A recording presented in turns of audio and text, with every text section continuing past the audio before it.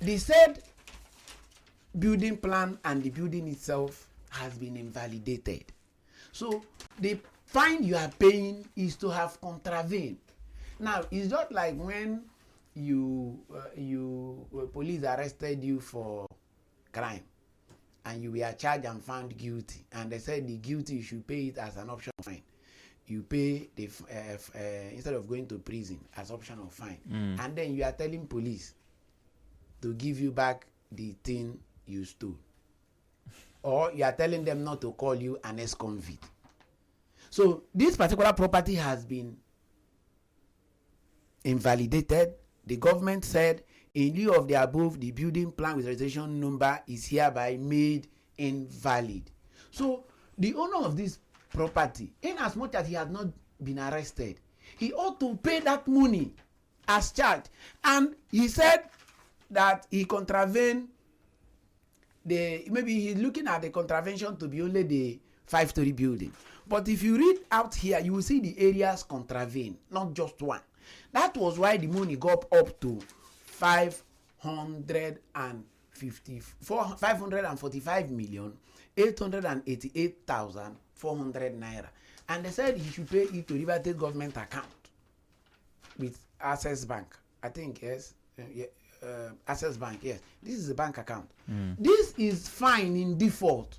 Not that after payment, they will allow that building. Now, how will they allow the building and the risk involved? Who will lodge there now? Is you, not me. And I won't also encourage anybody to go close to that place. But for us, like the letter we've written to the ministry to serve them today, is that we are giving River State government 7 days ultimatum. To do what? To do the needful. Which is? On that building. The needful is, in as much as 4-story was approved and 5-story is what is on ground, they should reapprove a 5-story only by bringing that one down, and then allow for a structural and well reasonable integrity test that can carry a 5-story building. In as much as that building is there, it cannot carry 5-story. Oh, therefore, after the expiration of 7 days, we go to court against River State government. By safety regulations, that building should stop. But when the conversation becomes political, it waters down the effect of it. I don't know if you understand what I'm saying. I do. So, aren't you concerned that you, being the person proposing this, might reduce this to the political problem we don't want it to be? Now, if the government see it as a political problem, let them see it. That's why I have said here that we are giving this government 7 days. 7 days to do the needful. Okay. Hence, we will come up with a legal action. Let the court now tell us that it's a political issue. Now, what are we talking about? We're talking of safety measures.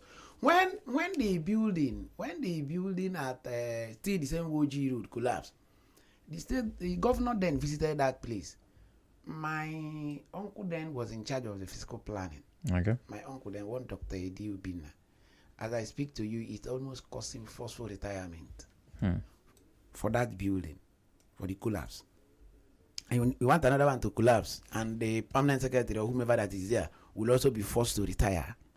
And you want the building to kill people before those saying it's political. Okay, now, let the statement be that it's political. Let nobody lose life. There should not be loss of life.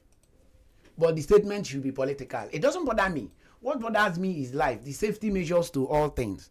So those who are saying it's political, if you like, build the accurate 4-story and the thing collapse. In any attempt to go and right the wrong there, maybe based on any other defect, they will say it's political. Therefore, I am of the view that the best safety measure, the best practice to safety measure should be taken.